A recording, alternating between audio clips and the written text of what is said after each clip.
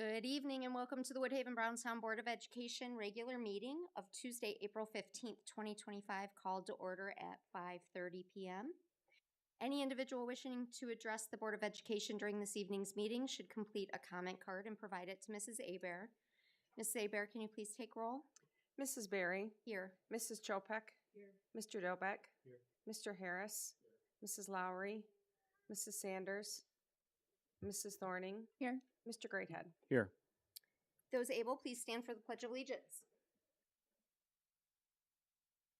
Pledge allegiance To the flag of the United States. One nation.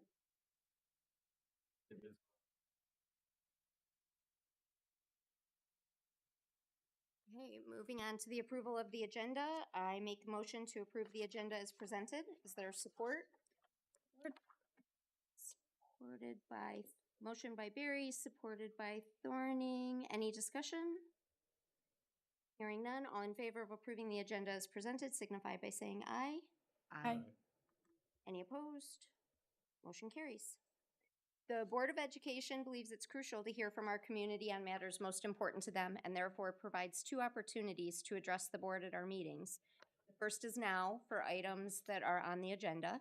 The second is near the end of the meeting and is reserved for items that are not on the agenda. In both cases, the individual time limit is 5 minutes. It is important to understand that while we take all questions and concerns from the public seriously, an immediate response should not be expected as we request time to process your concerns and ideas. That said, district staff, whenever necessary, will get back to you in an appropriate time frame. Ms. Bear, do we have any comment cards? No. Okay, thank you. Next is the approval of the consent agenda. I make the motion to approve the consent agenda as presented. Is there support? Support. Motion by Berry, supported by Chopek. Any discussion? Hearing none, all in favor of approving the consent agenda as recommended signify by saying aye. Aye. Any opposed? Motion carries. I'll turn the meeting over to Mr. Greathead. Okay, thank you very much.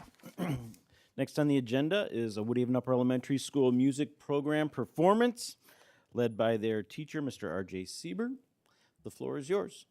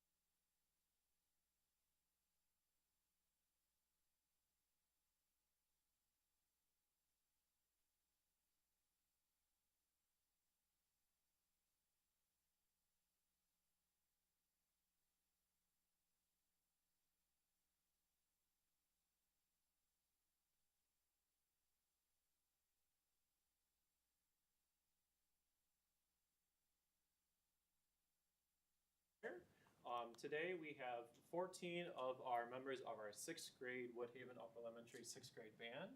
And today we have a little bit of a challenge for our board members. We are going to play hot cross buns for you in just a second. And then afterwards we are going to hand the reins to you. Our students are going to be the teachers and you are going to be the students. Each one of you that are sitting at this table will receive an instrument. They will teach you how to play hot cross buns in 3 minutes or less. And after that 3 minutes, I will conduct you as 1, 2, ready, go. Before we do that though, our 6th grade band members would like to introduce themselves and what instrument that they are holding. We're going to start with Kellen in the back. Hello, my name is Kellen and I play percussion. Okay, thanks. I'm Savannah and I play trumpet. My name is Kobe and I play trumpet. My name is Joseph and I play percussion. My name is Krista and I play clarinet. My name is Emily and I play the flute. My name is Aubrey and I play clarinet. My name is Ronan and I play alto saxophone. My name is Kelsey and I play clarinet. My name is Haley and I play clarinet. My name is Hannah and I play clarinet. My name is Nick and I play trumpet. Okay. So you may have an instrument that you want to gravitating towards, or maybe not. Challenge either way. Okay. We're gonna play you hot cross buns now, and then we'll go ahead and start. Ready, guys? Here we go. 1, 2, and 1, 2. Hot cross buns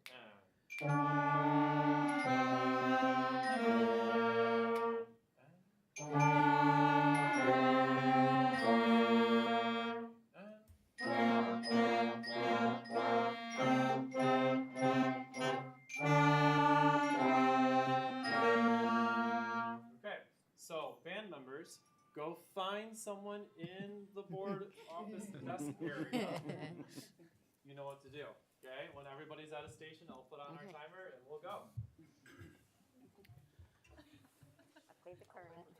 Give us on percussion. All right, buddy. I'll come over to you, all right? Absolutely. Hello. Yes, I do. What do you have Here, there? I will. Can you set a timer? You can come around too, Very obviously, mad you're if you- having trouble. All right, timer starts Wanna come now. around? Let me come I that will way. come around. Tell me what we're doing. Make it easier. Of course you got the six. Put it in my mouth? This way? No. No. Show me. Okay. What? Yeah. Sorry, so okay. Now you wait. Idea. Mouth? How's that sound? Okay, I did you. Okay, so be so wet. Certain amount of. So. Okay. Gotta open it. Wait, don't we gotta? I'm supposed to sanitize it. Mr. Seaver, are we supposed to sanitize this? Oh, I forgot my timing. Okay, so what am I doing? Hey, we'll like take it out. Okay. Now, this hand has to go, and then like this. Okay. Put it in your mouth. Yeah. Put it in your mouth. This one is this way. And then I gotta teach you how to play this. You just like hold it in your mouth like this. On the bottom or? I'm gonna go no. All right. So you just do 1, 2, 3, 2 times. Oh, okay. And then 3, 2, 3, 2. 1, 2. No sound coming out. There it goes. Oh, it's Wait, you gotta put it in this so the back side. that was a squeak, that wasn't a good squeak. So that's We forgot these two. Oh, there we are. There we go. What do we got here? Well, are you covering the back? All I gotta do. I don't know, am I? Never played this one. Not even. Just blow. And then go like this. Oh, yeah. Kinda. Oh, okay.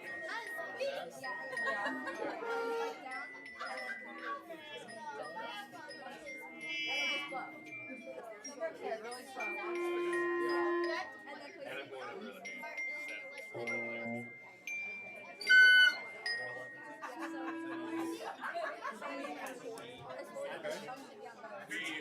I'm not getting this already.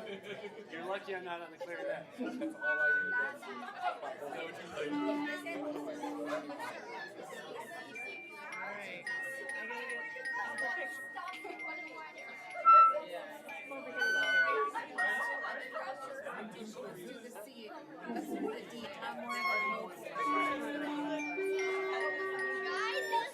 Try not pressing anything down.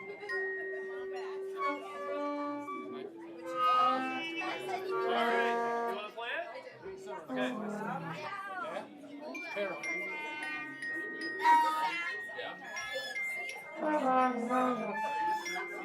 Close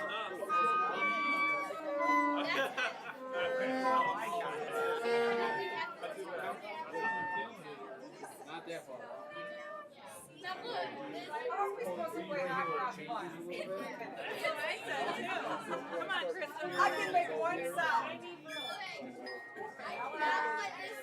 You have 30 seconds. 30 seconds. That's good. And then the second number.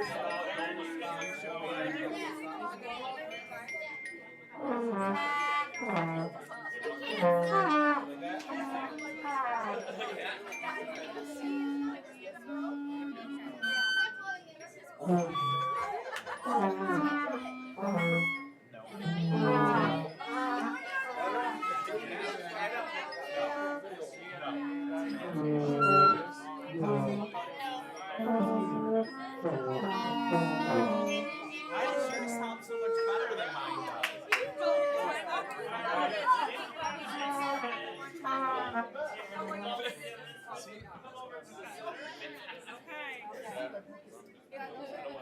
Oh boy. So now we're supposed to come Come on, I need more time.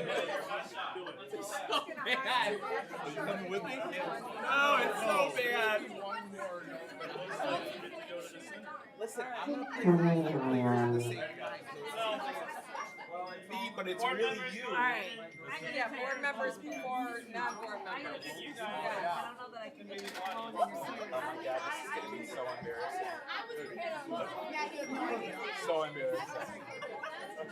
Take pictures of all the other board members. Students, come on over. Yeah, we'll be here. We'll stay right here.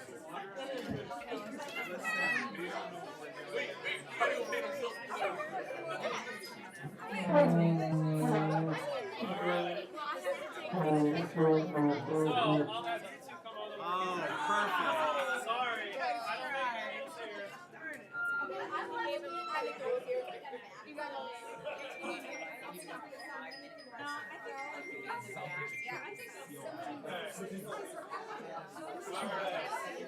I'm gonna have to carry this.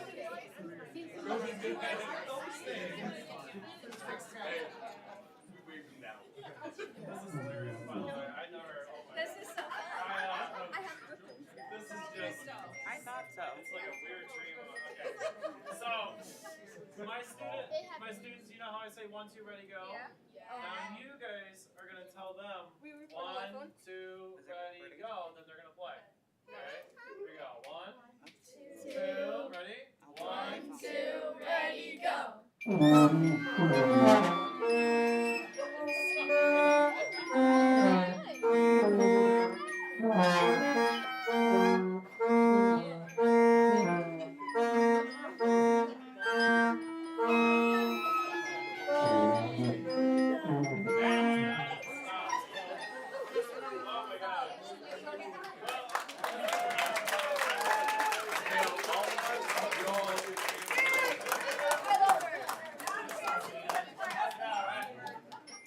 Just want to say thank you.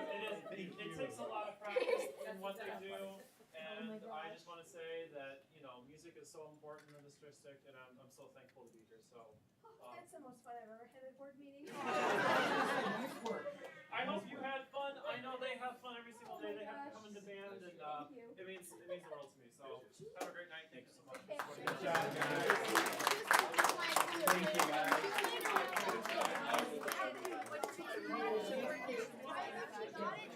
Good job, guys. Good job. That was hard. That was really hard. You really did. Good job, you guys.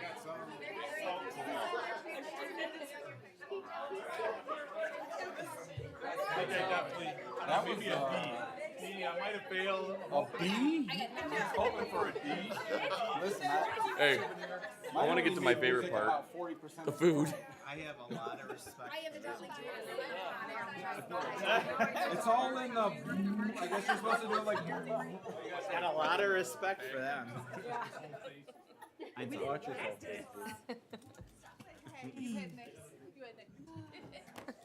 Yeah, I got a lot.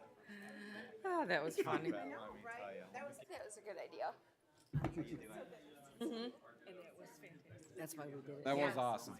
We had fun. That's a great idea. We did, thank you.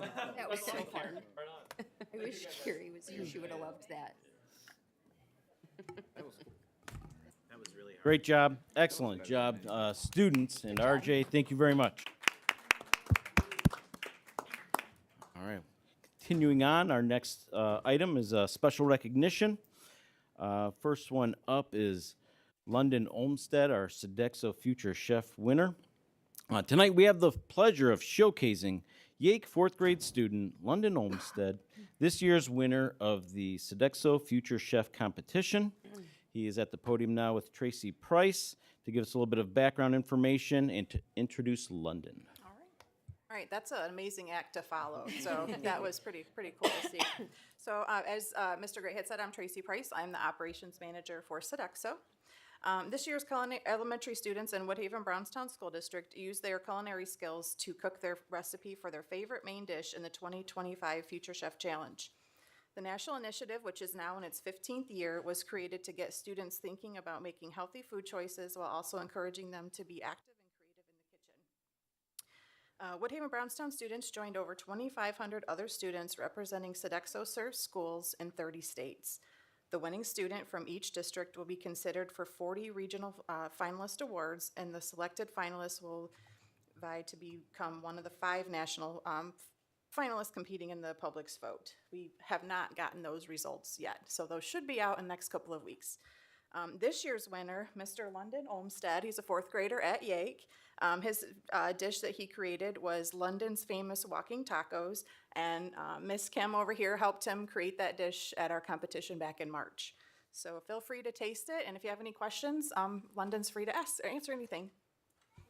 London, what is your favorite thing here about the dish? That it's like tacos? All right. And what did you think of the competition? Yeah? Good, good. Well, we don't have the results yet for the national competition, right? All right, so we're still got our fingers crossed for you. Excellent job on the dish, buddy. Yeah, I already had a couple bites. It's delicious. Very good. Good job. Great. Go Gators.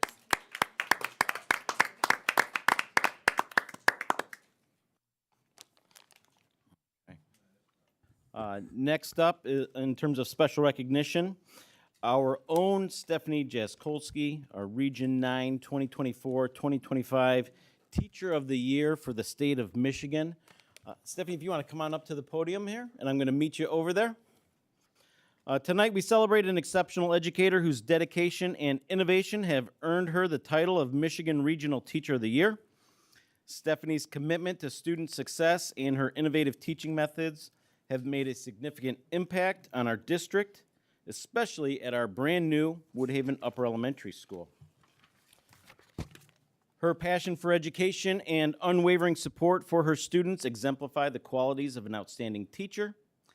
In honor of her remarkable achievement, we present Stephanie with a major award this evening.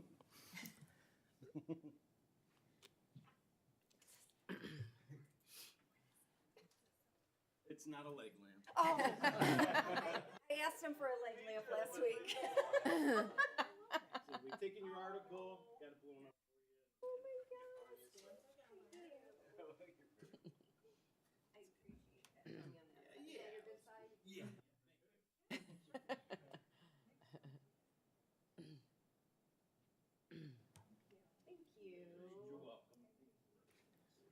Yeah. Congratulations, Stephanie.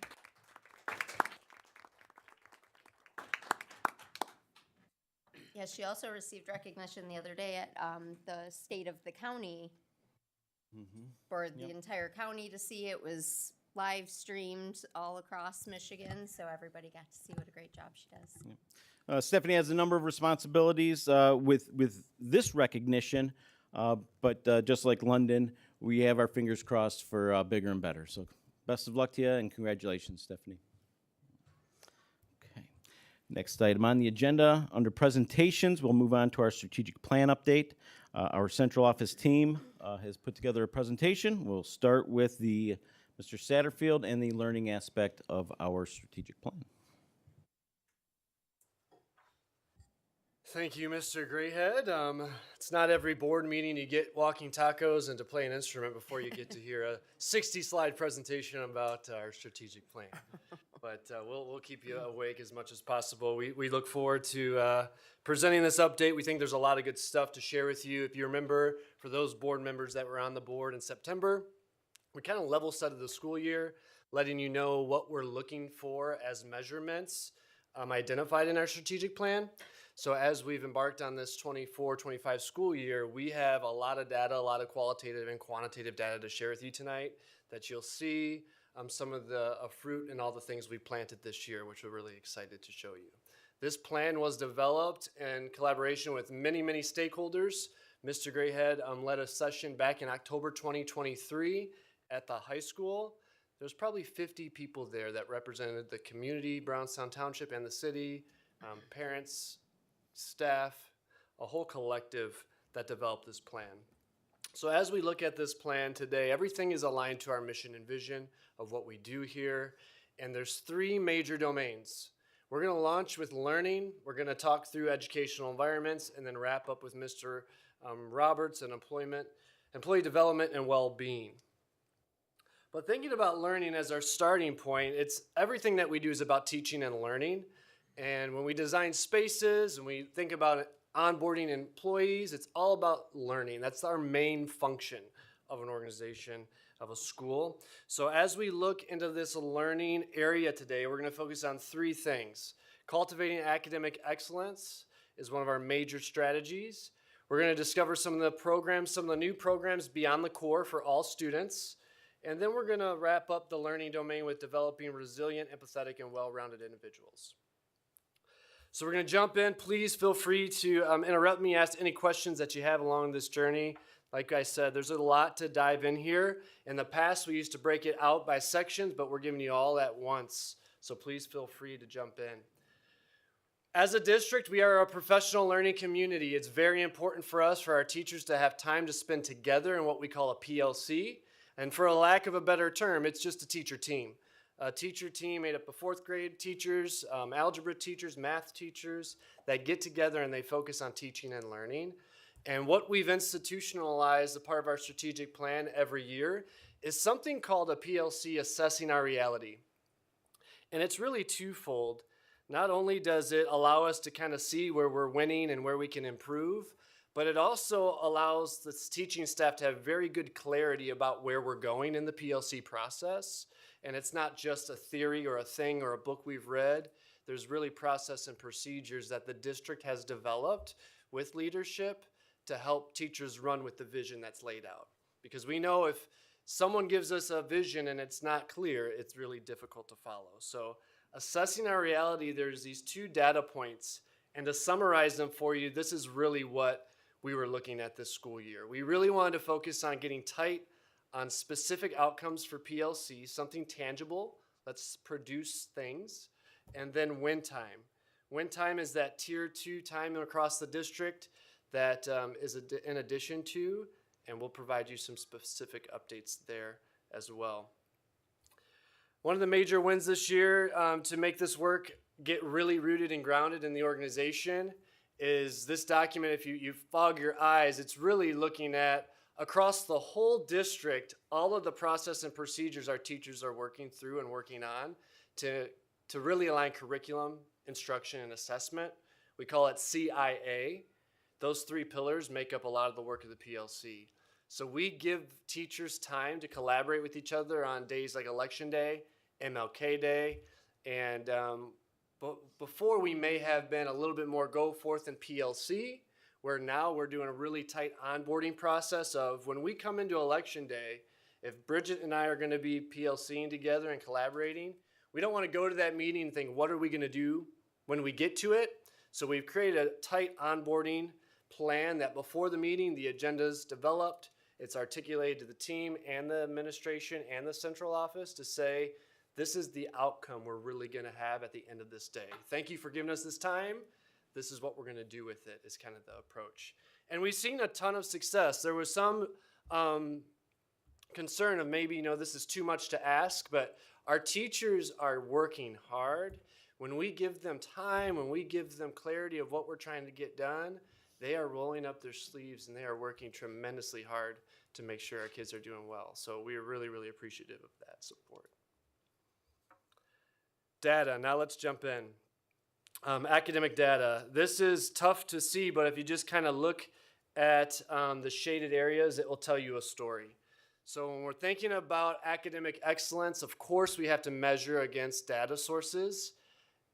iReady is our local assessment that we give 3 times a year to measure growth in math and ELA. And we've had it for 3 years. So you can see that the 3rd year is this year. So that data is only measuring to the winter score. The purple shade just shows you that from the previous year, we've had growth from that grade level in that content area. So you can easily kind of see without trying to work too hard going number by number. We're showing positive trends. The darker the purple, the more growth. So we give this 3 times a year. It's very tightly aligned to the work that we do each and every day with kids. So we're happy with what we're seeing there. Another indicator that we're looking at when we're measuring success is pass and failure rate. Across the district, we have about 7 to 8% failure rate, and that's been consistent historically. So when we're looking at this data here, the shading and the bars represent school years, and you can see how school year to school year, grade by grade, that rate is a little bit adjusted. So this shown here is the ELA pass rate. Here's the math pass rate, as you can see as well. All the things that we're implementing, we are monitoring the data to see if it's actually working.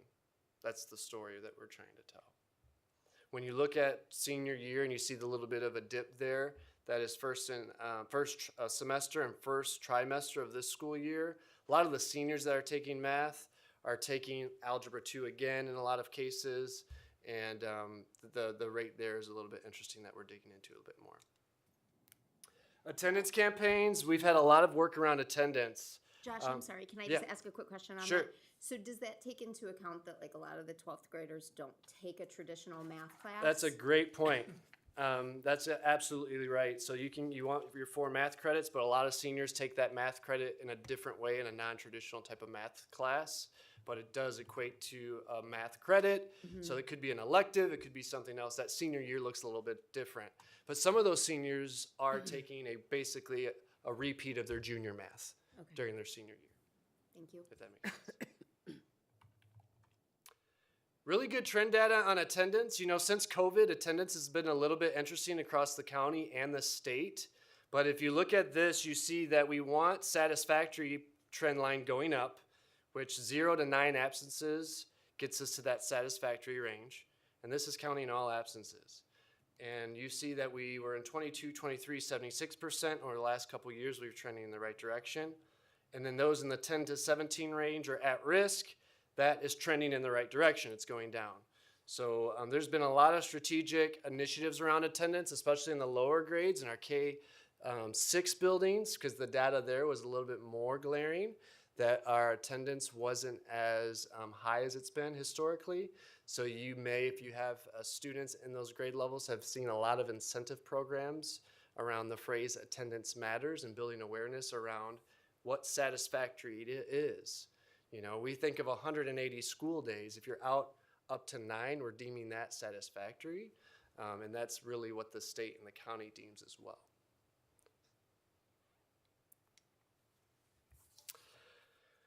Win time update, what I need. We launched this year. Win time is happening twice a week at Brownstown Middle School and Woodhaven High School.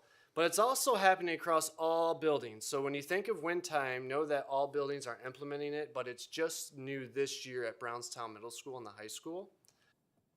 The purpose and what it really is, it's a 30-minute block set aside twice a week. It allows students and faculty to focus on intervention. So if Mr. Roberts is struggling in math and I'm his teacher, I'm going to draft him into my course a couple of days a week to get extra support and tutor on that.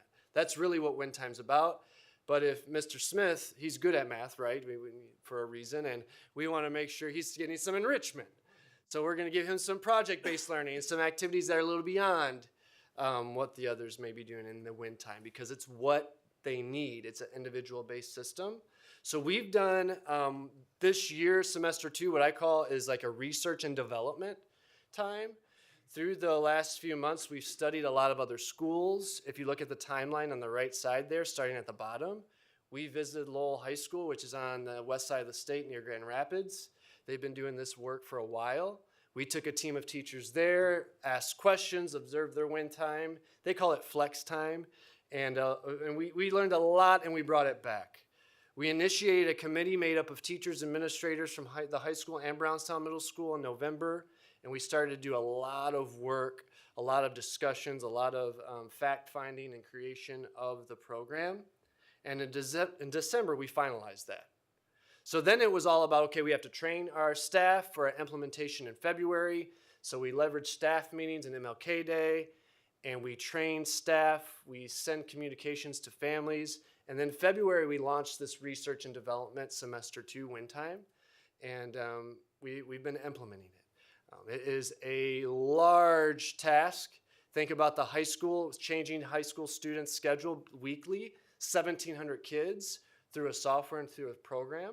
It's a lot of work, but we truly believe it's what's best for kids to give them what they need and give them timely intervention and support, because this, we believe, will affect failure rate positively.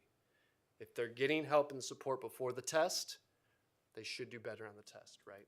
And that's what research backs at this too. So we will be sending out a survey to staff and students in the first week of May to get perception data to see how this research and development phase has been going. And then we'll be meeting with the Win Time Committee in the month of May to talk about successes, potential challenges, and knowing that we're in a mode of continuous improvement here. And it's okay to pivot a bit, but we'll keep you attuned to all of those updates as we meet with that committee and team. Any questions on Win Time? I summarized this already for you. That's the timeline. Okay, programs beyond the core. We have a lot of great things happening here in the district. All programs, all K-12 programs have been funded by 23G. It's a grant from the state to provide extended time and tutoring twice a week at all buildings. They're leveraging data at the high school. They're tutoring out of the PBLZ. At Irving, there was a line today at around 4:40 of pickup for extended day programming. So our teachers are staying late. They're meeting with kids that need support in math and ELA, in addition to win time. So again, when we're thinking about academic excellence and giving kids what they need, there's a lot of programming and support going into that. Another thing that we're excited about that's beyond the core, that's a part of our strategic plan, is the Smart Lab initiative. The Smart Lab has launched at the upper elementary, and we'll be launching this summer at Bates and Gudith. And I believe there's a recommendation coming this evening for Brownstown Middle School as well.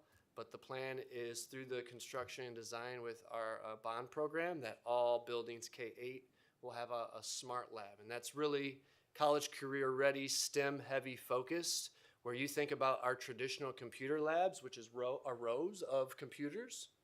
This is a totally different way of working. If Mitch and I were partnered up, we do work together in the lab. It's partner-based work through project-based learning modules. That's very rich in collaboration in STEM.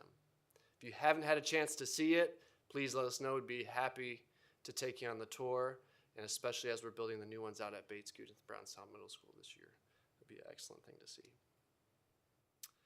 This was also onboarded this year, another really, really cool program beyond the core. We have 144 students in this class this year. It's really, really awesome. If you go in there, there's a real vibe to it. It's like a studio feel. You'll see kids creating beats, creating music. And there's a lot of interest from students there. We actually are working with the bond team and the tech department, and Mr. Clark, I believe, is here. We actually have more interest than we have the infrastructure for this current year. So we're adding more devices and making that space more suitable to fit even more kids. So as a first year course, I would say that's a huge success for that site.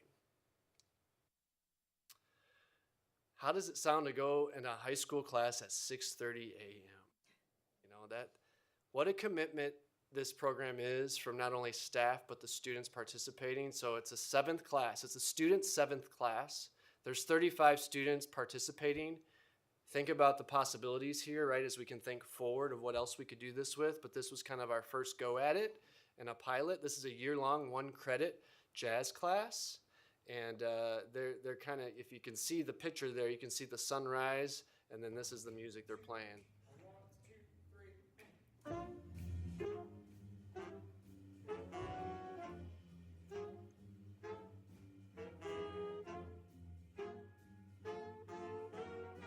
It sounds like you. You're on that side.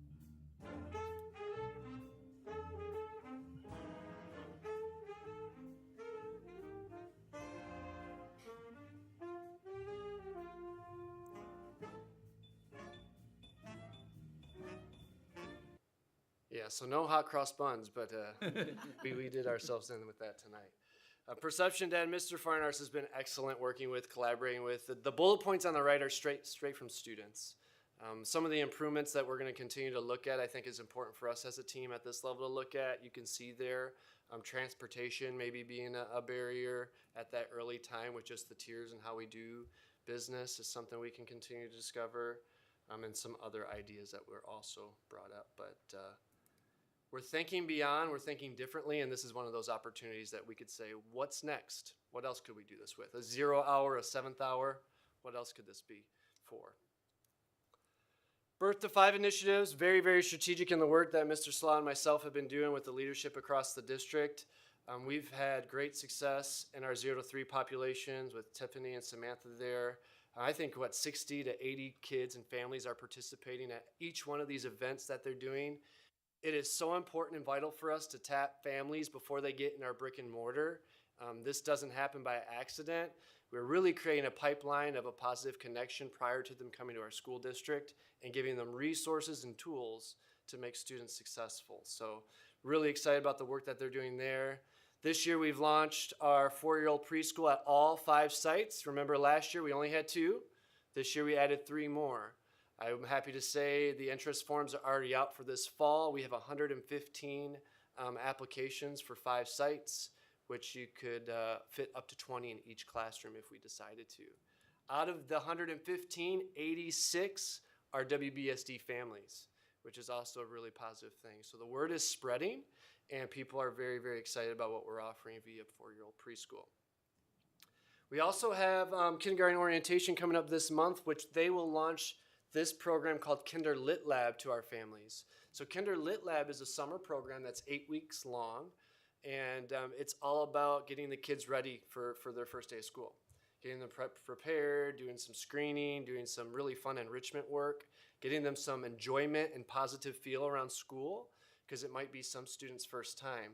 And it gives us a really good place to start with relationships. Our kindergarten teachers want to teach this because they get to know their kids before the first day. It's a pretty awesome thing. And then if you're not familiar with our Dolly partnership, we have 600 families in the district that are our families that are 0 to 5.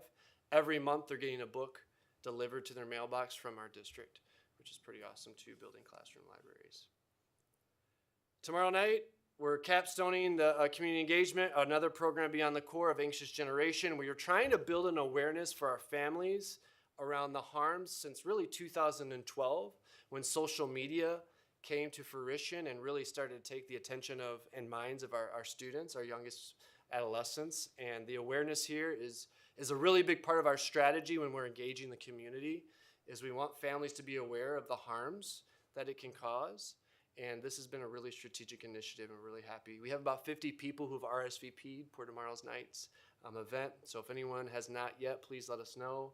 And we want to make sure that it's a prepared space for you, and there's a form that you can complete if you're still considering to be there.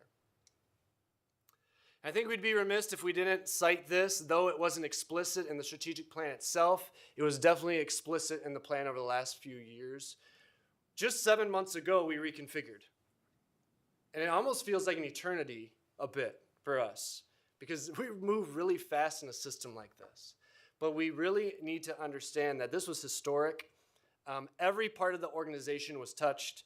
Every one of our departments, every one of the administrators, everything was changed. Literally, everything was thought through differently.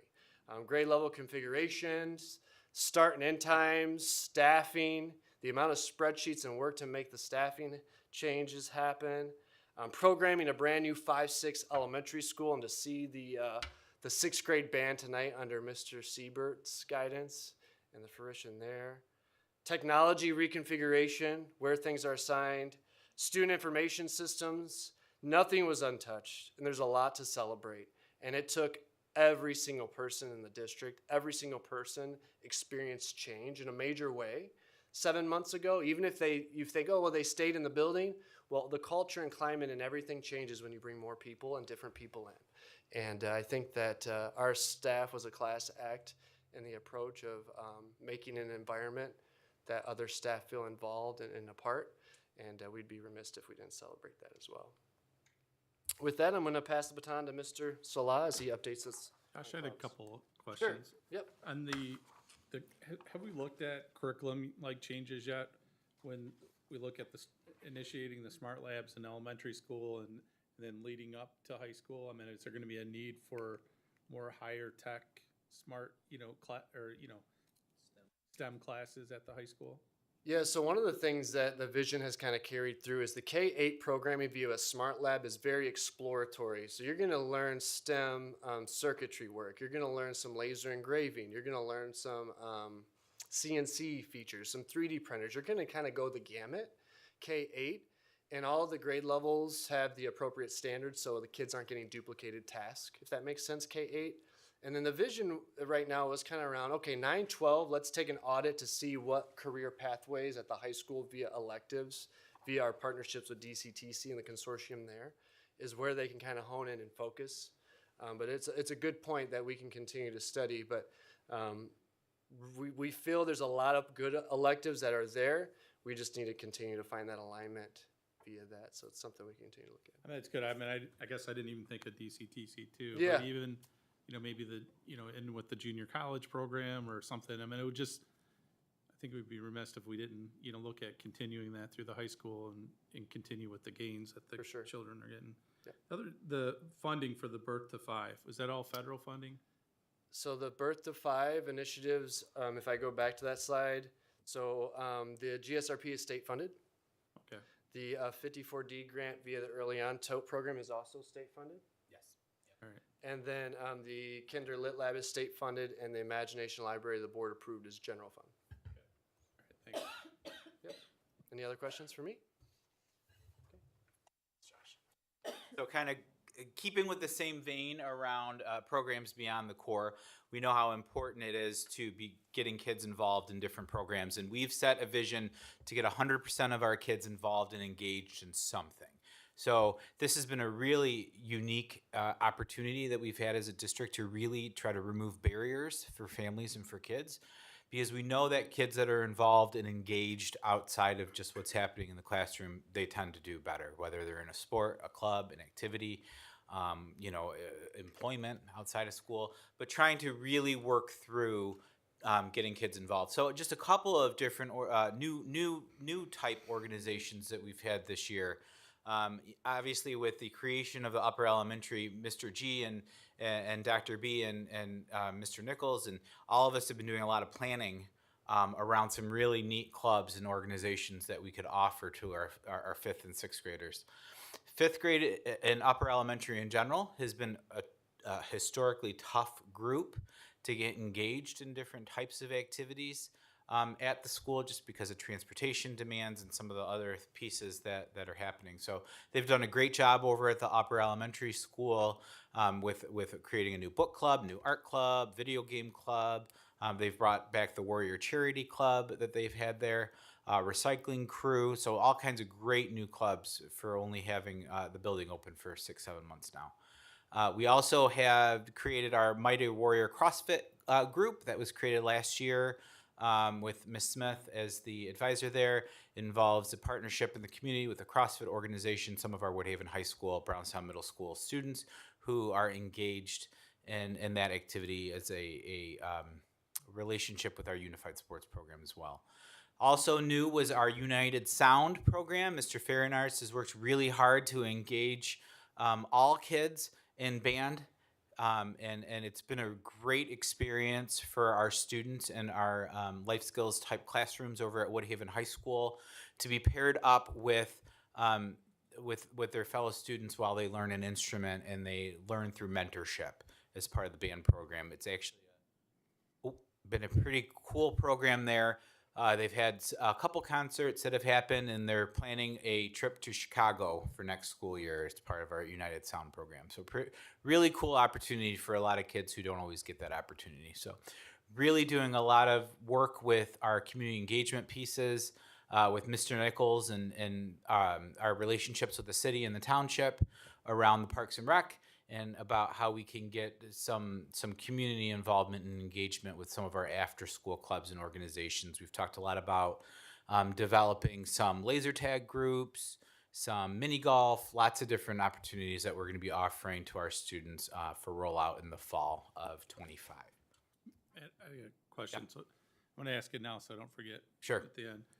Now, I know we do a great job with unified sports. Do we have anything like unified clubs? I mean, are there other options besides the sports? Yeah.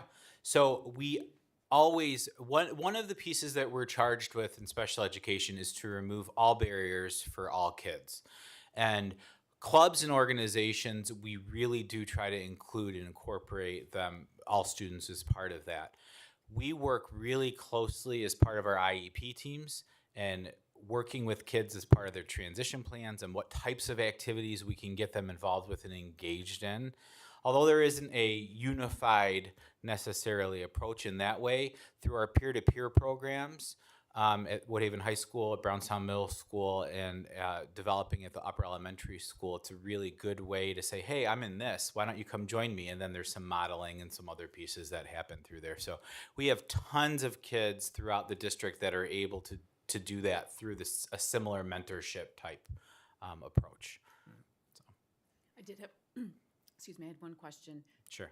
It's a little bit curriculum based with the fifth graders. What's behind the decision to not offer band to fifth grade as it used to have been? So fifth grade has music as a special. Over the last few years, that's the way it's operated. Fifth grade is team teaching, and they do win time. So win time there wasn't an elective model. In elementary, is always a special. So you think of elective, you have your 4 cores and 2 electives. So right now, the fifth grade maintain a specials model and win time instead But the of an sixth elective. graders don't have specials? They have specials, and then they have band and choir during win time. Okay. Thank you. Yep. So for our third goal, as part of our learning objective, we're talking about resilient, empathetic, and well-rounded individuals. So there's a couple of strategies here that we can look at when thinking about that. We have some great examples of happening throughout the district. So thinking about our SEL pieces first. So we've talked a lot about social emotional learning over the last couple of years, and we've been really appreciative of the board's support with our social emotional learning initiatives that we've been doing as a district, really understanding what it means to be competent in different areas of social emotional learning. You know, a long time ago, we would say these are soft skills for kids, like the ability to do your homework and build a schedule for yourself and be organized and have a growth mindset and be aware of social situations, right? So that you can build friendships with other kids and that kind of stuff. Ever since COVID, this has become really more of a focus in education as a whole, and trying to make sure that we're supporting students. When we're thinking about the work of the community engagement piece with the anxious generation, research shows that kids are being socialized in a very different way now than they used to be. There isn't as much we're going to run outside and play tag together, and when someone loses, it's okay, right? Like, we're going to move on from that. But trying to help kids in a very intentional way is where you start to see some growth on that, and we can try to look at reducing some effects of all the technology and all of the other pieces, all the noise, right, that's out there for kids, especially our youngest learners. So over the last several years, we've been working to develop a meaningful, appropriate system to do social emotional learning around the 5 core competencies, which are listed up on the board, around social awareness, emotional regulation, self-awareness, relationship skills, and responsible decision making. So this year, all K-6 students are receiving a mini lesson around one of these core topic areas at minimum weekly to biweekly. And the purpose in that is so that by the time a student graduates from Woodhaven High School, we know that every single student across the district has had the same amount of support and education around social emotional learning that is supported throughout that process. So at a tier 1 level, so for all kids, that's the approach that we're taking around social emotional learning. We've talked about this again a lot in the past, but I'm happy to share more information directly if anyone has any information or questions about any of our initiatives with that. The next piece is on PBIS expansion. PBIS is we are one of the first districts in Wayne County that became a PBS at that time district. And the way that you do that is you look at developing, again, we always talk about 3 tiers. So PBIS is another piece that has the 3 tiers. So when we're thinking about what those tiers are, tier 1, behavioral expectations for everyone, right? So what we teach to everyone, the way we do rewards with everyone, those kinds of pieces. That's at its basic level, tier 1. Tier 2 is for kids who might need a little bit more. They may need a little bit more support. When we think about discipline, we think about how we discipline to teach in terms of that. So tier 1 and tier 2 are really around those bigger parts of that triangle. And tier 3 are for kiddos who maybe need a little bit more support, a little bit more targeted behavioral supports, behavioral intervention plans, those kinds of things. Currently, we have 3 recognized PBIS schools. That is Waginka, Brownstown, and Woodhaven Upper Elementary School is our latest school to join on the PBIS grant. Every school in the district utilizes a lot of tenets from PBIS. They all have expectation matrix, and they all have that tier 1 pieces in place. We're doing a lot of work over at Woodhaven High School around expansion around that, so we should have some really nice things to report out on that in the upcoming months into next school year around our secondary model for expansion of tier 1 supports. And then lastly, I show you 2 of my greatest friends here in our new sensory rooms. So our sensory rooms went in all of our buildings.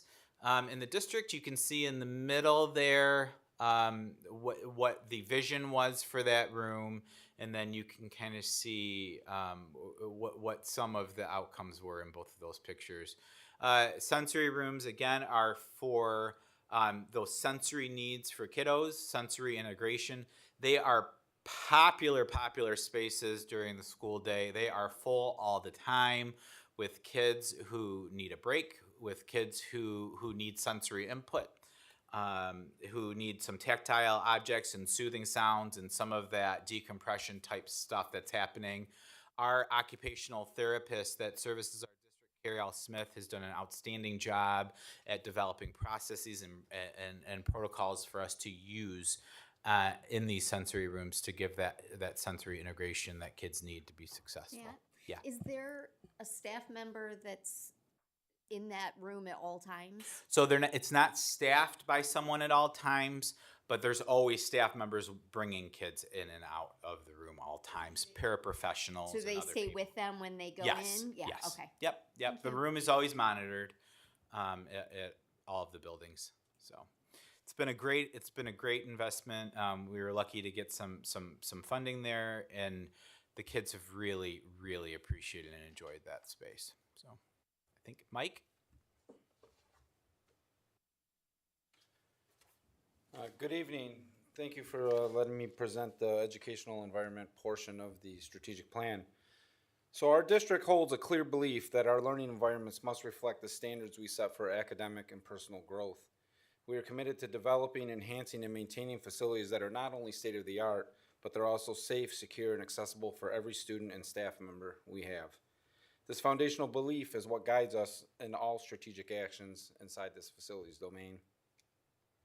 So, slide 2, it's our vision. Okay, to achieve our belief, we focus on 3 of our key aspirations. environments that are accessible, flexible, and inclusive, state-of-the-art facilities across all grade levels, and safety and security measures that are equitable and proactive.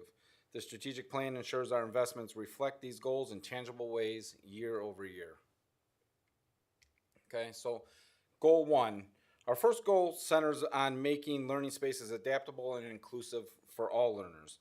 For the school year, we've been focused on technology coaching to better integrate instructional tools, gathering committee feedback from staff and stakeholders, and we also underwent a civil rights audit, and we've been reviewing civil rights data from that audit to identify barriers and compliance issues. These strategies aim to bridge the gap between the facilities and instruction team, ensuring our buildings support diverse learners and all teaching styles. So this is a little bit about the technology coaching data. Data from our coaching efforts is promising. 91% of our staff report improved engagement from the coaching, and 61% believe that they have enhanced their teaching skills. Nearly half of our classrooms are now more inclusive and accessible thanks to tech integration. This directly is in support of Goal 1, showing us that professional development can significantly impact our environment without requiring major infrastructure changes. So I'm going to move a little faster than learning, just because learning is the heart of everything. That's what we're here for. But we'll move into Goal 2. So our second goal focuses on modernizing and maintaining our physical spaces. This year we participated in a state-level infrastructure study, which benchmarked our facilities against state and national standards. We're still waiting a breakdown of the disseminated results and kind of make our plan from there. We also are creating a facilities guide by grade span, ensuring that age-appropriate, developmentally supportive environments at every level, from early elementary through high school. This is happening directly through bond planning at every level with appropriate stakeholders. So for Goal 2, we inserted, this is our bond dashboard. This dashboard represents projects from the beginning of the bond all the way through current day, and even forecasts the remainder of our projects. On this dashboard, we have all of the projects from every building all the way to bus purchases, technology, professional fees, furniture, anything that could be bond related is on this dashboard. And we update this every 3 months. This is on our website. This is the most recent one. This is the second page of that. That's the next slide. So it's our second part of the dashboard, and it represents our next 3 months of what our plans are. As you can see in this schedule, it's really hard to read, but we can get you printouts if you'd like it. The approvals on the agenda tonight, you'll see in this month, we're finalizing designs for the remaining packages over at Irving, Yake, and Waginka Elementary as well. And so on the next, so I have a lot of pictures, and on the next couple slides, you're going to see that Woodhaven High School and the upper elementary really are serving as benchmarks as we make our way through this state of the art facilities effort. Whether it's through our classroom upgrades or our shared learning spaces or outdoor enhancements, we're using our best examples that we learn to kind of focus our next round of deliverables for all of our other buildings. So this is some of the stuff at the high school. That's the new performing arts entrance, our cafeteria, the school store. The upper elementary, we have the media center and some playground areas. So moving into the final and third goal, that prioritizes safety, and we've really taken a layered approach when we're talking safety. We partnered with Secure Environment Consultants, and we did a full-scale assessment. We've standardized professional development for all of our staff with a focus on drills, language, and emergency operation planning. And we've really invested in technology upgrades for security, surveillance, access control, and our communication systems. So you can see some data right here from the staff. 88% of the staff feel physically safe at their school, and 87% believe that their school is a physically safe environment for all of their students. This was in the survey that Mr. Roberts has conducted, and so that's where that is.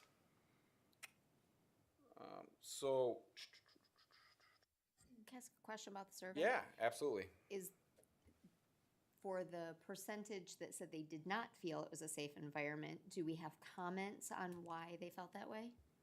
So that's one of the things that we work with the upbeat. They're very much there's no open-ended questions. It's Okay. all it's a Likert scale. Okay. Basically, agree, disagree, strongly agree, or neutral. What they do provide is that we're able to then work with the buildings individually and dive into building data, and where we see trends like that where they don't feel safe in a specific building, they're then able to work with their teacher team to identify areas that they might need to work on to come that. So we break it down by building and gives us a little bit better idea of where it's coming from and what it is, and a lot of it has to do, if you dig into the safety of students, the ones that don't, is our safety at the school. It comes down to it's an overview of equal of all three questions for safety, and a lot of it relies on student behavior and enforceable discipline on them. Okay, We'll see that. So thank you. So a little bit about our strategy updates. Our audits really have praised our behavioral threat assessments, our strong partnerships with our local law enforcement, and our effective implementation of our ALICE protocols. For 2024-25, we're enhancing consistency with our drills, improving our family communication, and keeping our teams aligned through routine training and building checks. This ensures safety procedures are not only in place, but fully operational and understood by everyone involved. So, in summary, we're not just maintaining facilities, we're evolving them to match the needs of today's learner and tomorrow's challenges. This plan is about being proactive, equitable, and intentional in how we design and use our educational environments. And so with that, if there isn't any questions, I can hand it off to Mr. Roberts for employee well-being and development. Okay. Thank you.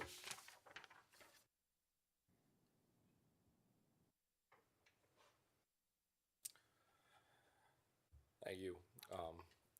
A lot of this, as we get into the strategic plan, these all intertwine so much. We can't have great instruction if we don't have great staff.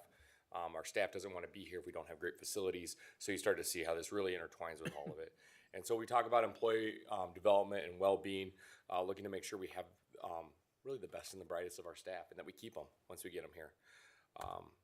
So goal one is this part is recruit, hire, and retain the top talent. We see some of the areas through this year that we've been over the past couple of years where we've been recruiting our staff from.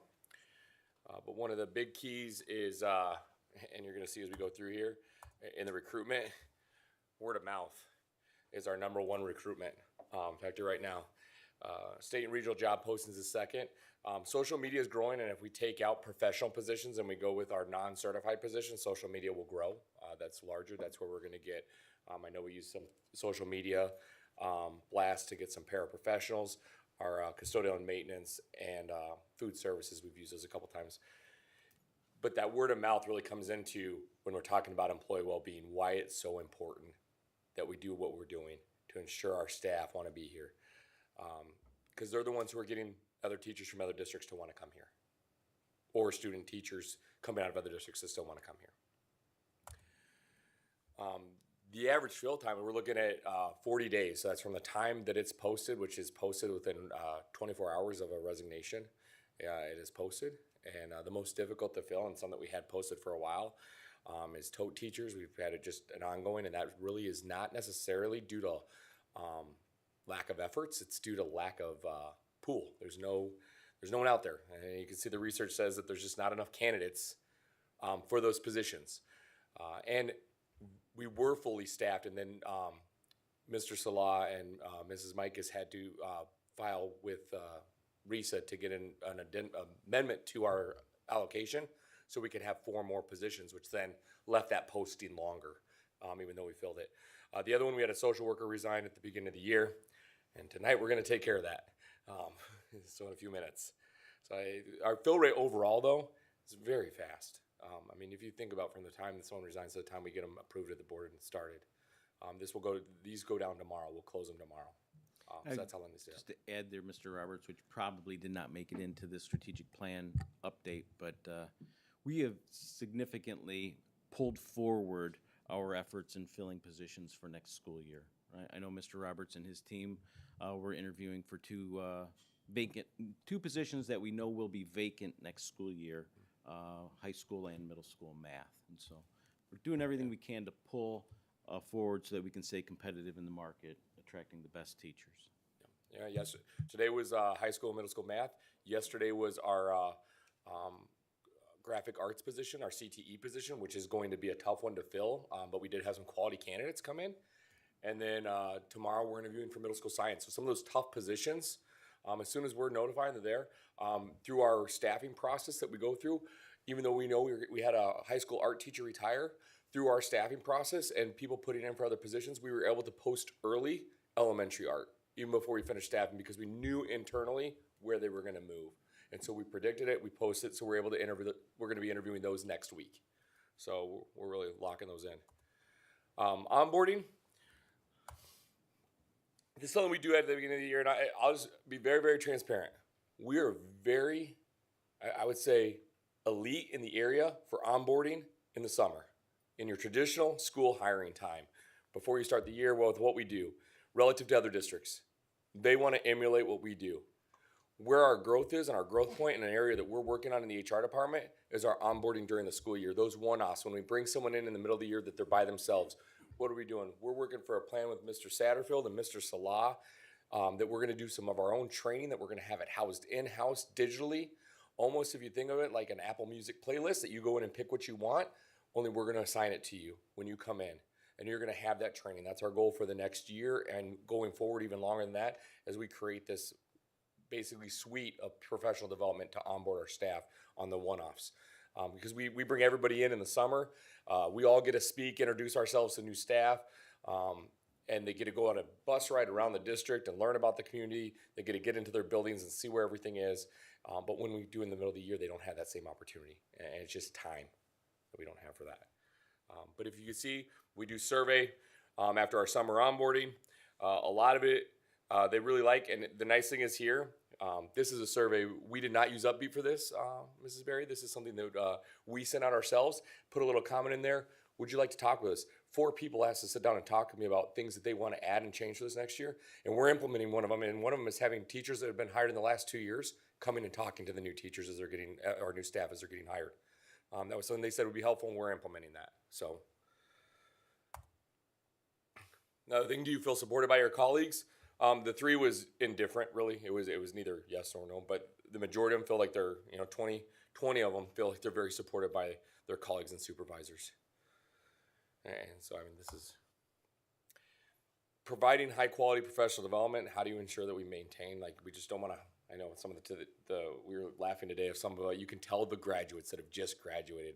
They have the textbook answers in interview questions today. This is what you're going to say. And then you have the person who's been teaching even just 2 years who has the reality of what it's going to be like answer. And so it's how are we going to provide this professional development to get our staff there, to keep them so they're at the top, that they're staying up to date with what's going on. We have a lot of initiatives going even with AI and instruction. Obviously, we spend a lot of time on MTSS. We talk about opening keynote on wellness, safety, and we brought in secure environments to work with our safety and security in our secretarial staff about how to ensure we're having secure buildings and letting people in. We came out with a script. Mr. Salah worked with them to have a script for when people come to the door. You don't just automatically open the door to anybody because they rang the doorbell. You have a script that you go through before we unlock that door for them to walk in our building. Paraprofessional training worked at Wayne Risa. This is an area, and you're going to see in a second as we get to the survey. We're working with our union presidents in our non-certified groups, our paraprofessionals and secretarial and security group, to identify training that is valuable to them, that we also see as valuable, and working with them. Those are areas that sometimes other districts and probably us in the past have neglected that. We've made a big effort to focus on that. We want them present. We don't want them to take days off on professional development. We want them there to learn and to get up to date like with everybody else. MLK, the Wellness Expo, we got a great feedback on our Wellness Expo that was tied together with our EdCon. Our mentorship program, legal trainings for every building has had a Title IX training this year, and we have all our administrators go to student discipline from our attorney, and we're taking a group of administrators, including one that we're hopefully approving here in a few minutes, to a special education student discipline training next week that we'll be going to make sure we're staying up to date on the current practices and legal trends in law. Here's some of the teacher data from 23 to 24. Just to give you on the far right there, and you didn't, well, Mr. Belcher did pull this from the upbeat data, and I helped him. I did miss on the far right when you see that plus minus. That's compared to the global cluster, which is all the schools in the United States who take this same upbeat survey. You'll notice the questions from 23 to 24 are a little different because they tweaked it. Because they did some research on it. They're constantly updating it. The whole goal of Upbeat is to ensure that we keep teachers teaching. But we're looking at this regularly. And so while professional development looks like it's going down, it really is growing over time of where we're going with the focus of what we're doing overall. We're only 2 percentage points below the global cluster we were 3 or 4, and it takes a lot to change that. We had 260 some respondents, so it takes a lot to move the needle. Non-certified data is where we need to do a lot of work. Like I was saying, we need a lot of work on how we're doing that PD so they make sure it's valuable. And it is sometimes it's a catch-22 because we want to provide the training. They want valuable training, but at the same time, they also want to be, for some of our secretaries, they want to be at their desk catching up on work because they're so busy with the students during the day. So it's working with them to say, how can we make this valuable to you? Grow a supportive and positive and caring workforce is one of the things that I'm having the most fun with this year. Probably in the last 15 years of my career is the wellness committee and just what we've been doing with that and what's happening with that. It's amazing what we've been doing, focusing on mental, physical, and financial well-being with our staff. You can see the mission statement. We spent a lot of time on that. We're trying to get at least one member from each building, Warrior Wellness Warrior at each building and department. Jared Nichols and Penny Philippi are chairing that. I'm working with them. Behind the scenes, we got a newsletter that goes out each week. We've done 5 events this year. We're planning to do more. Our focus has really been, originally, the committee was just kind of excited. They're like, oh, let's just do an event. Let's just do an event. And so we did pickleball, and we did the family fun night, and we did a charcuterie board night. Now it's, hey, we do these events, but why are we doing these events? So we're doing a Sunday pickleball, fun open pickleball for our staff. And along with that, to sign up, said, here's the benefits of pickleball and why being physically active is so important. To share that information, that it's not just, oh, come do this, it's here's why. That's really our focus, is to really dive into that research. These are some of our events that we've done. The Wellness Expo, very well received. You can see the charcuterie board. We're doing a walking challenge each month. Right now, the winner of the walking challenge gets a salad bar brought to their building. They're tracking it. We've finally got a little bit of competition going between buildings where there's some trash talking going on about who's walking more, which I'm really happy about, because that's our goal, is to get them physically active. And so, thank you.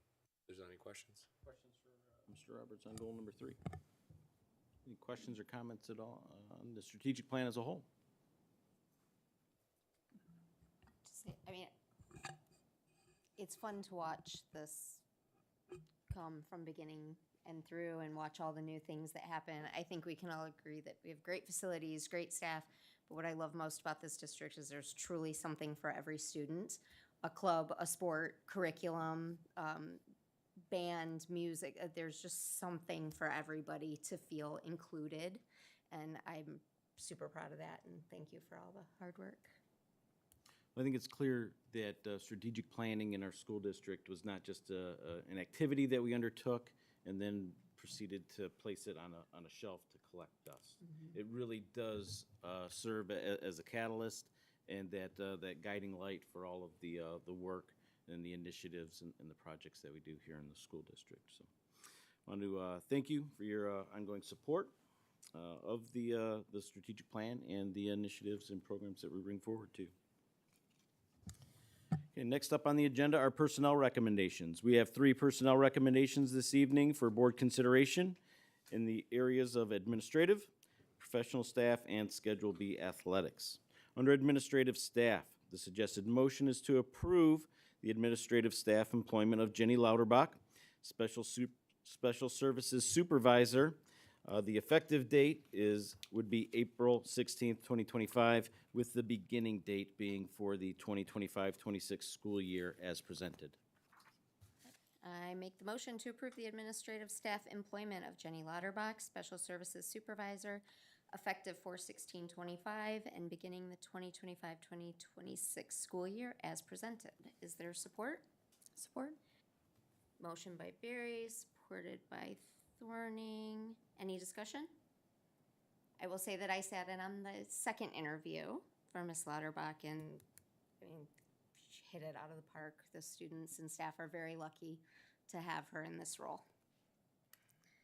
Okay, hearing none, all in favor of approving, well, I guess we heard me, so I guess that's not none, but all in favor of approving the motion as presented signify by saying aye. Aye. Any opposed? Motion carries. Okay. Congratulations. Yeah, Mr. Roberts, you want to say a few nicer things about? I mean, she's been here with the district for 22 years in an amazing capacity, but she's served as an elementary teacher in an emotionally impaired classroom. She's been a secondary special education teacher, transition specialist. Most recently, she's been the teacher consultant at Woodhaven High School and the Woodhaven High School, or teacher consultant at the secondary and the department head at Woodhaven High School. She's been a class sponsor for her leadership. She's in the Leadership Academy through the district. She's in the central office cohort hosted by Metro Bureau. She has a bachelor's in psychology, a master's in special educational emotional impairment, an ed specialist in general administration supervision from Wayne State, and she also has her central office certification. And I know this was asked in the past. She also has the ability for and has full approval for the special education director position that we'll be applying for if Linda hasn't already. So I know that's going through because I know it's been asked in the past, but she already has those certifications. Excellent. Welcome.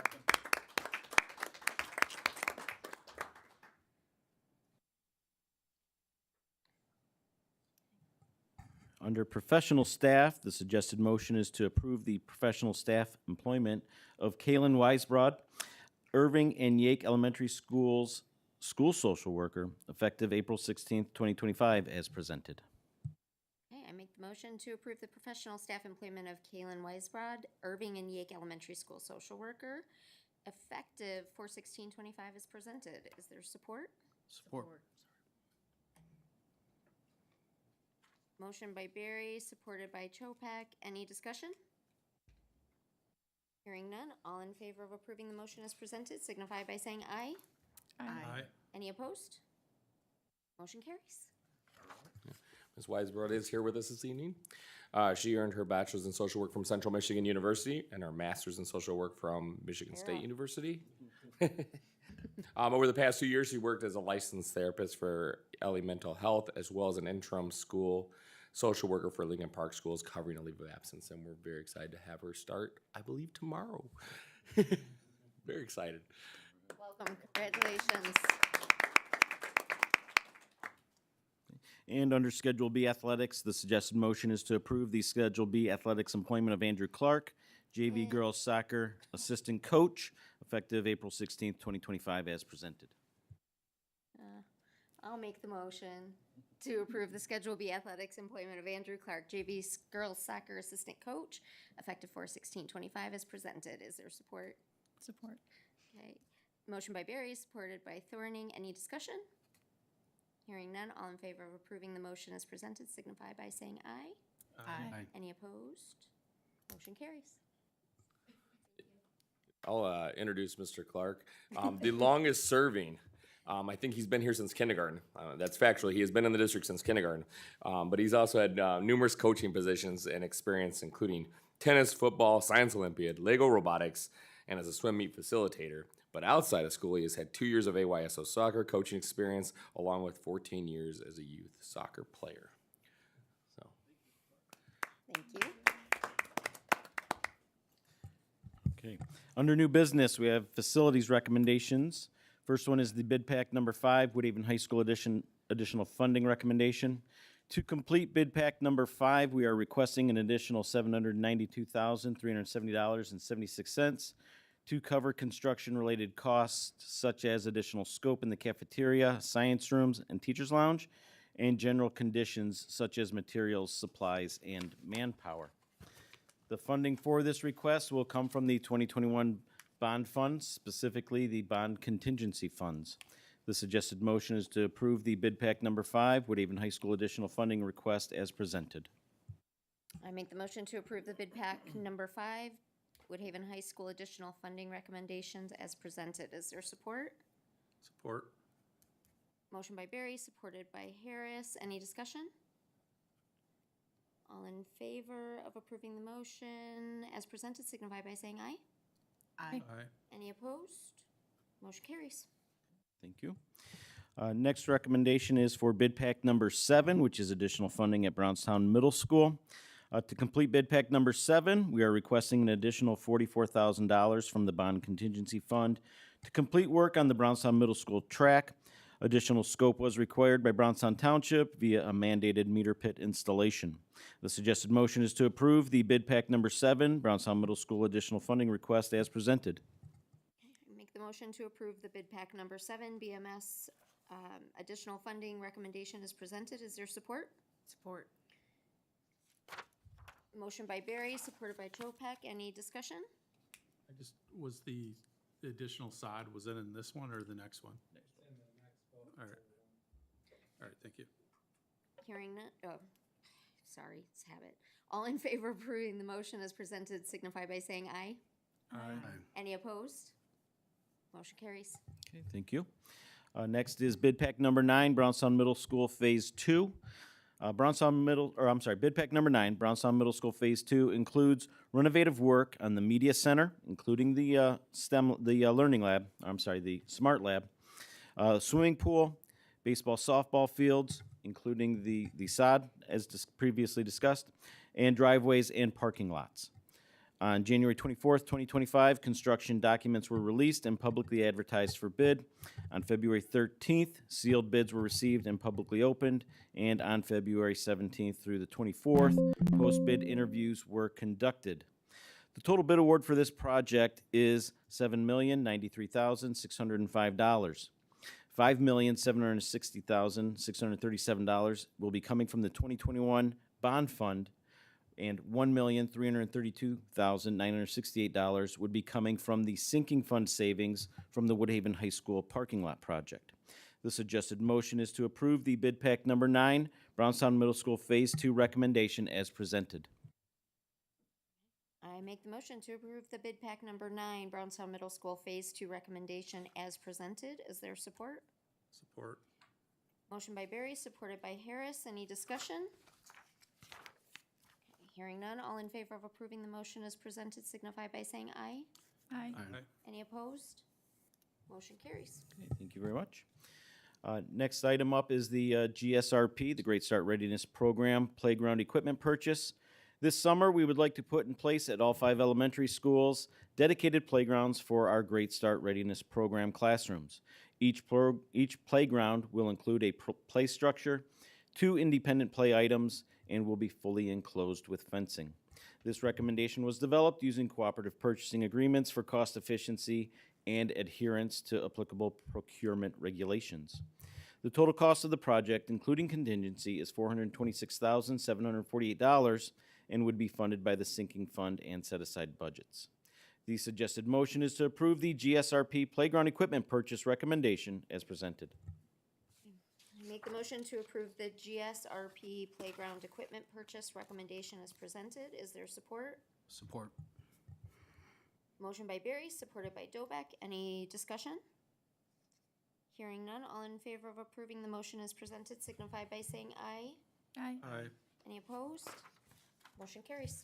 Thank you. Next up is the Mets 1-year contract extension. We are recommending a 1-year extension to our transportation services contract with Mets, which originally began on July 1st, 2023. The original contract with Mets includes an addendum to extend the agreement for up to 3 additional years. However, we are recommending only a 1-year extension at this time. The extension does include a 1% increase in service fees. The suggested motion is to approve the Mets 1-year contract extension recommendation as presented. Make the motion to approve the Mets 1-year contract extension recommendation as presented. Is there support? Support. Motion by Barry, supported by Thorning. Any discussion? Hearing none, all in favor of approving the motion as presented signify by saying aye. Aye. Any opposed? Motion carries. All right, thank you.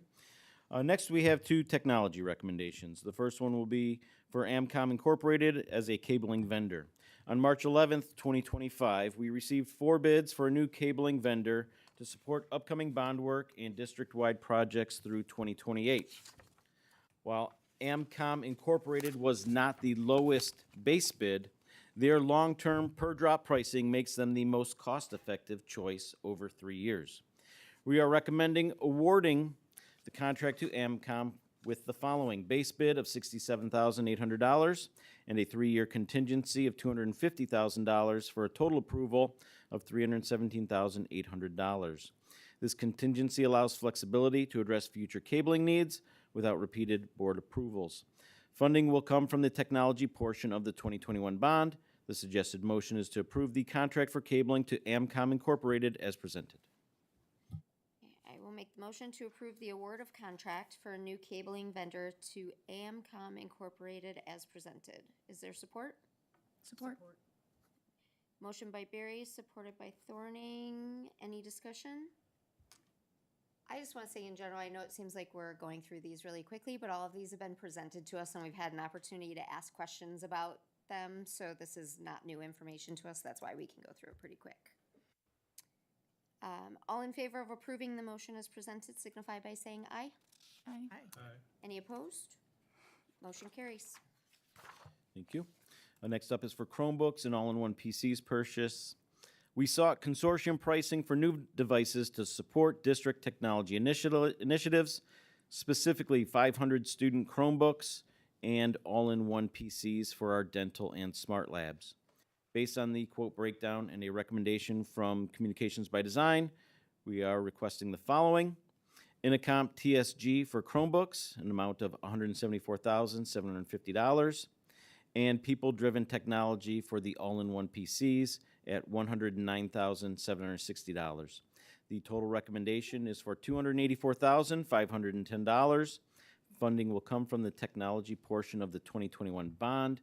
The suggested motion is to approve the Chromebooks and all-in-one PCs purchase recommendation as presented. I make the motion to approve the Chromebooks and all-in-one PCs purchase recommendation as presented. Is there support? Support. Motion by Barry, supported by Harris. Any discussion? Hearing none, all in favor of approving the motion as presented signify by saying aye. Aye. Aye. Any opposed? Motion carries. Thank you. And my last recommendation for the evening are the overnight and out-of-state trip proposals. They are asked to be approved en masse. We have 10 overnight and/or out-of-state trip proposals for board consideration. The suggested motion is that the Board of Education approve the following overnight and/or out-of-state trip proposals as presented.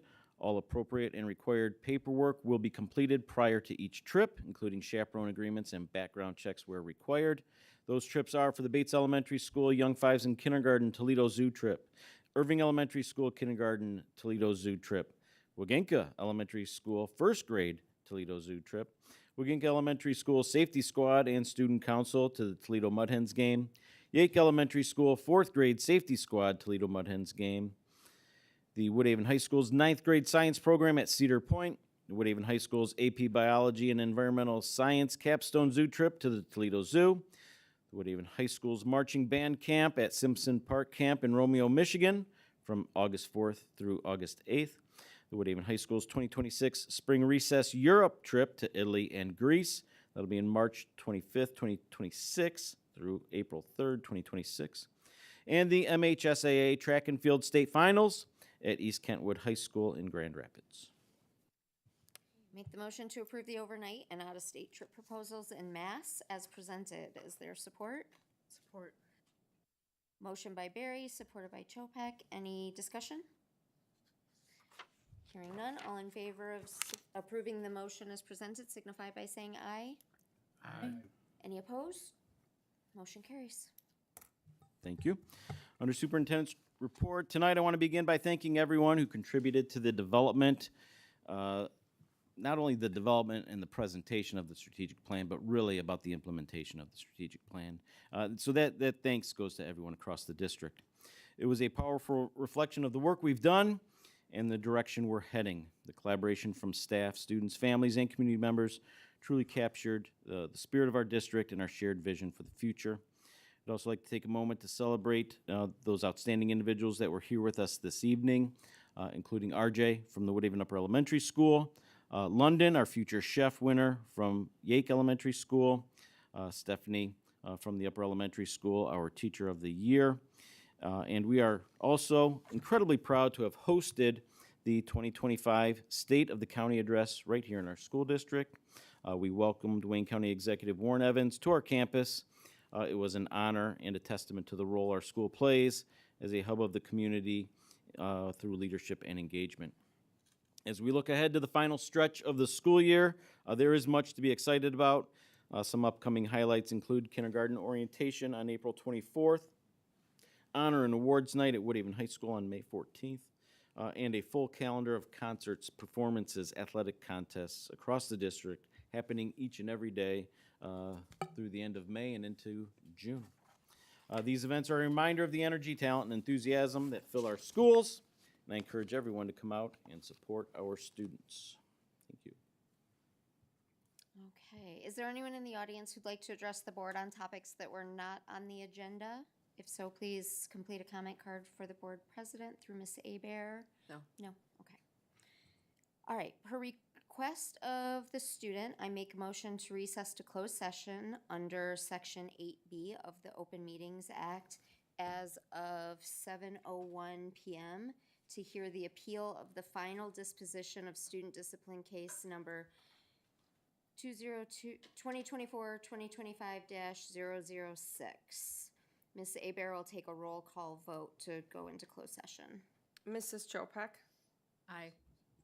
Mr. Dobak? Aye. Mr. Harris? I'm going to recuse myself. Mrs. Berry? Aye. Yes. Mrs. Thorning? Aye. Thank you. Okay. Thank you for everybody. Sat through a very long meeting tonight.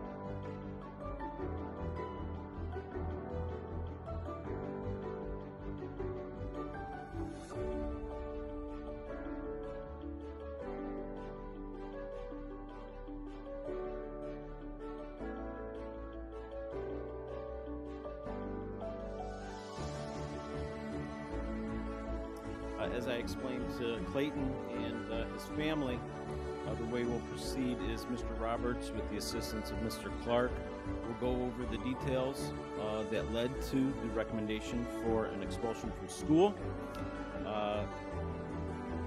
Clayton's mom, with the help of his dad, have provided a written statement. Is that correct? Yep, and I provided that to everybody.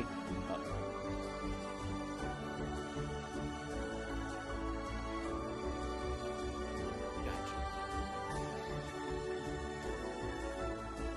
Thank you. Clayton, you'll have an opportunity to present your side of the story, if you will, as well. The Board of Education may ask questions of you, and so they'll do that during this process as well. After they feel that all questions have been answered, as I indicated, I'll ask you to have a seat out in the lobby while the board deliberates for a couple minutes, and then I'll bring you back in for the board to take action in an open setting. Okay? Okay. Mr. Roberts?